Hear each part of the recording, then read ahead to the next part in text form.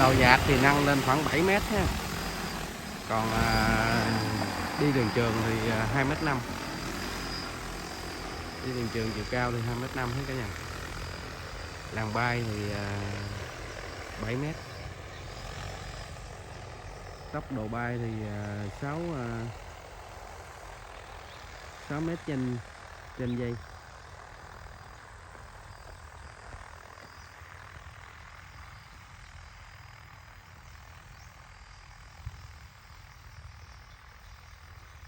Tới đầu dạt nâng lên thì khoảng 7 mét, 6 mét, 7 mét đi đó.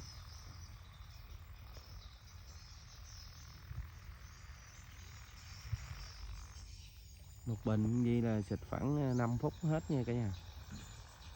Cái thằng này là T20B xịt là 2 lít 2 lít 3 trên 1000 mét vuông ha.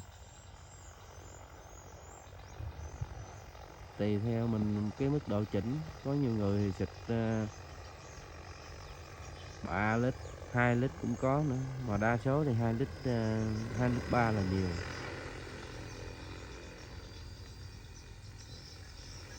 2 lít 2 lít 3.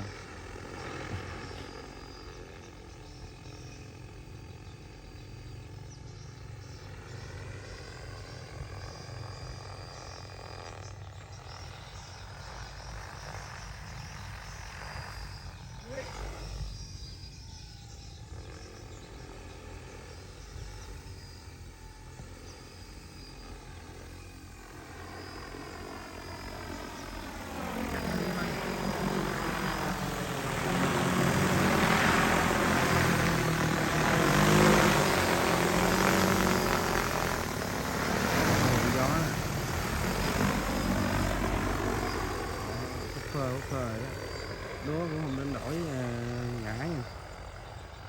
Bài khéo lắm. Mình bài khéo lắm.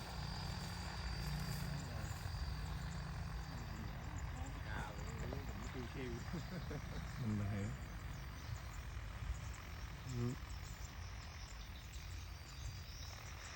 Nói tới khỏi dằn qua này ở chiêu dần.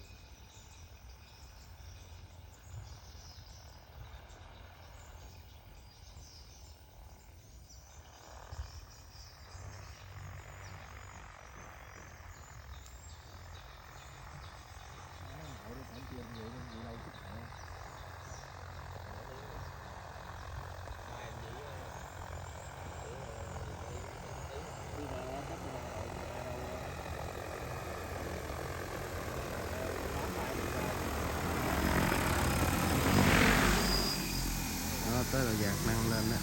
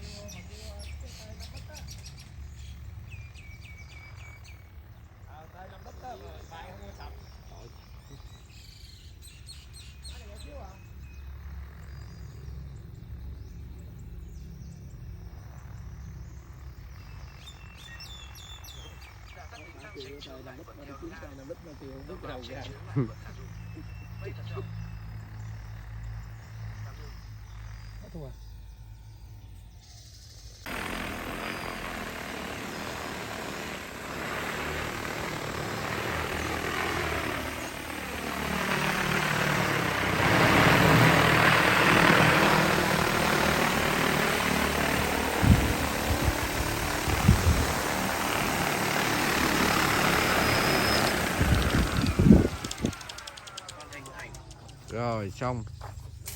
Rồi video mình đến đây xin kết thúc cả nhà. Hẹn cả nhà video sau nha. Cả nhà nhớ đăng ký kênh để ủng hộ mình nha cả nhà.